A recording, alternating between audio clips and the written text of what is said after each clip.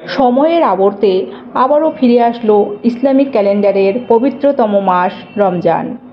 আর এই মাসের জন্য বিশ্বজুড়ে সকল মুসলিমগণ প্রবল আগ্রহে অপেক্ষা করে থাকে। ইসলামের পবিত্র গ্রন্থ কোরআন নাজিল হয়েছিল এই রমজান মাসেই। এই সময় মুসলিমদের জন্য মাসব্যাপী রোজা রাখার বাধ্যতামূলক এবং এটি ইসলামিক 5টি স্তম্ভের মধ্যে একটি। তবে অসুস্থ বা গর্ভবতী কিংবা স্তন্যদায়ী মা এবং সফররত যাত্রীদের জন্য রোজা রাখা বাধ্যতামূলক নয়। রোজা রাখার প্রস্তুতি শুরু হয় সেহরি খাবার মাধ্যমে। এর জন্য এ সময় এমন ধরনের খাবার খেতে হবে যা সারাদিনের জন্য ক্ষুধা মোকাবিলায় সাহায্য করবে। রমজান মাসে সারাদিনব্যাপী যে শারীরিক শক্তি ও পুষ্টির চাহিদা থাকে তা পূরণে সেহরি এবং ইফতারে এমন খাবার খেতে হবে যেগুলো প্রোটিন, কার্বোহাইড্রেট, ভিটামিন ও মিনারেল সমৃদ্ধ এবং এ সময় যথেষ্ট জলপানও করতে হবে। তবে এই খাবারগুলো বেশি ভারী নয়, বরং হালকা করে খেতে হবে, কারণ সারাদিন না খেয়ে থাকার পর বেশি ভারী খাবার খেলে তা শরীরে অস্বস্তি বোধ করবে এবং ক্লান্তি বেশি লাগবে। তবে চলুন এবার জেনে নিন যে রোজার ইফতার বা সেহরিতে কী কী খাবেন আর কী কী খাবেন না।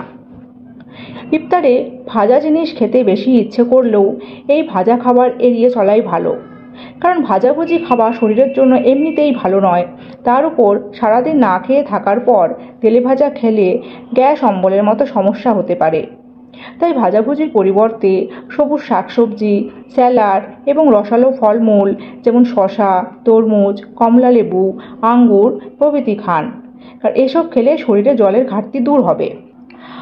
অনেকে ইফতারের সময় চা কফি খান, বা এটিকেও খাওয়া ভালো নয়, কারণ চা কফি শরীর থেকে জল শুষে নেয় এবং এতে ঘন ঘন পিপাসা পায়। তাই চা কফির পরিবর্তে লেবুর জল বা বিভিন্ন রকমের শরবত খেতে পারেন। তবে মনে রাখবেন যে শরবতে কোনো রকম রং না মেশানো থাকে। খেজুর হচ্ছে ইফতারের অন্যতম একটি খাবার। এটি চিনি, ফাইবার, শর্করা, পটাশিয়াম এবং ম্যাগনেসিয়ামের ভালো উৎস। ইফতারে খেজুর খেলে শরীর দ্রুত চাঙ্গা হয়ে ওঠে।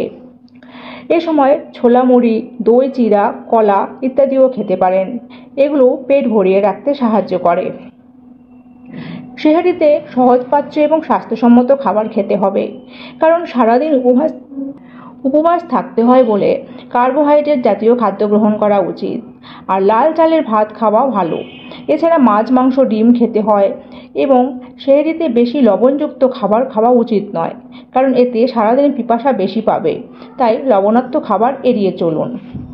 আর আজ এই পর্যন্তই। আশা করি সকলের রোজা সুন্দরভাবে কাটুক এবং সকলকে রমজান মাসের অনেক অনেক শুভেচ্ছা।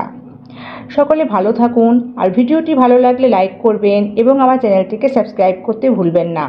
সকলে ভালো থাকবেন। ধন্যবাদ।